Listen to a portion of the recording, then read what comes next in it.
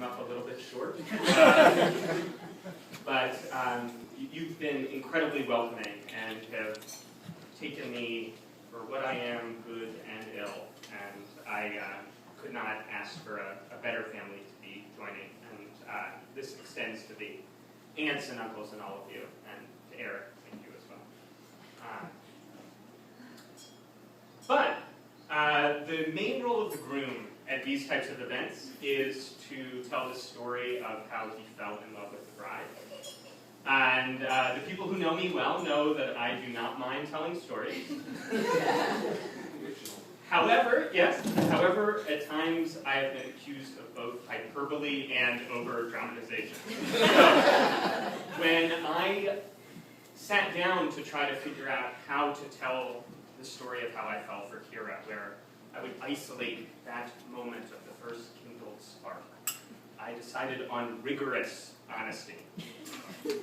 And so, when I thought about our first months together, I thought about when you tried to hire me again to be a part of your Canal Barge Chippendales review. I thought about the time when you trained us to ride the pregnant horses on the grassland and parallel park and all of that. I thought about the time when you called me panicked because of an overly amorous microfinancier that I needed you to rescue. You needed rescue from. And I definitely thought about the time when you were the seductive bait in a prank designed to get me to clean my apartment. Still didn't work. But when I thought about all of these, none of them were rigorously honest, because the truth is that I fell in love with Kira before the ponies and the pranks and the calls for help.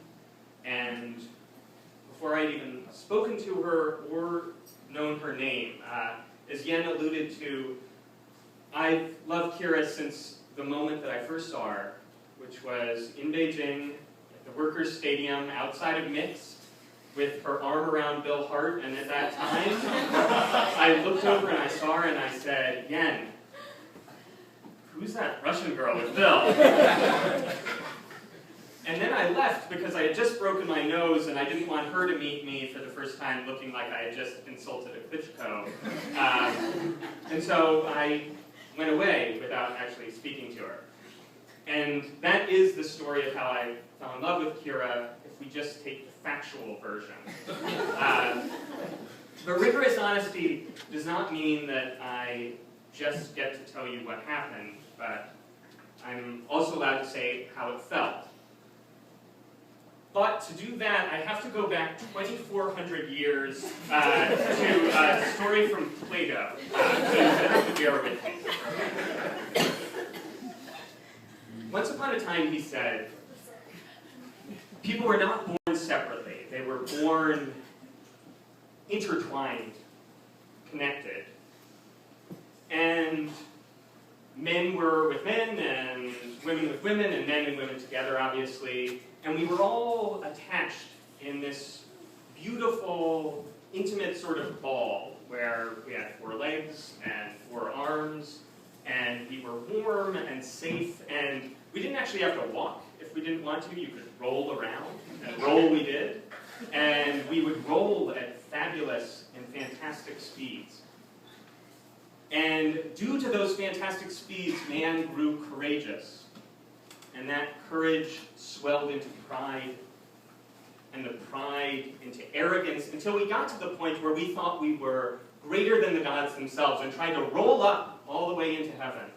And the gods' alarms struck back, and Zeus, in his fear and fury, threw down mighty lightning bolts and severed every soulmate into 2 perfect halves. Where we were once welded and warm, now we were lost and sad and alone, and people were losing the will to live, and if you know about the gods, they need people to worship them, and so they thought maybe we've overstepped. And so they made a few adjustments, a few repairs. So they put everybody back together, they repaired their skin, pulled it tight, but most importantly, they left us with a memory, a singular longing for this other person that had made them whole. And that longing stays with us till this day. It sometimes makes us go thousands of miles in search of that other person. And when we find them, Plato says, we know at an instant.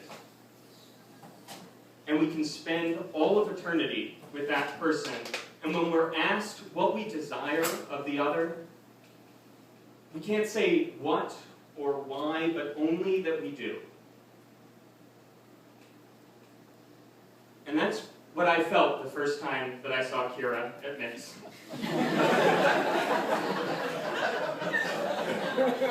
And it's what I felt every single moment with her since.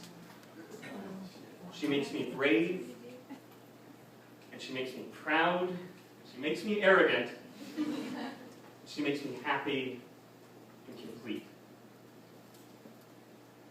Kira, you make me eternally grateful for the gift of that longing, for the wisp of a memory that guided me to what was always missing. I love you.